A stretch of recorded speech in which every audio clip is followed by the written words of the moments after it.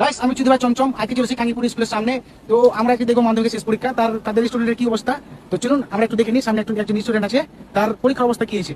তো চলুন দেখা যাক। চলুন আমরা সামনে একজন স্টুডেন্ট বসে আছে, তার সাথে দেখা করি। এই মানে স্টুডেন্ট কি করে এখানে? আমি চমচম ব্লক থেকে এসেছি।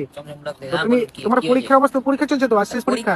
ওরা কি পরীক্ষা নিচ্ছে, আমি হ্যান্ডেল মেরে সারা 3টার সময় ঘুমাই, আর এদিকে এই মানে স্যার ম্যামের বাবার কিছু বলো। ঘুমাই আমি, ঠিক আছে 3টার সময় ঘুমাই, আর এদিকে পরীক্ষা মানে ঘুম থেকে উঠি 12টার সময়। আর 12টার সময় তোমার আপনি পরীক্ষা কিভাবে দিবেন? সেটাই তো, ওরা পরীক্ষা 15টা থেকে ওরা পরীক্ষা বলছে, তো আমি পরীক্ষা দিব কেমন করে? আমি তো আপনাকে তো সারা পড়তে হবে। তো পড়বো আর কি পড়বো, এখানে চোতা ফোতা সব ভাবছি নিয়ে যাবো।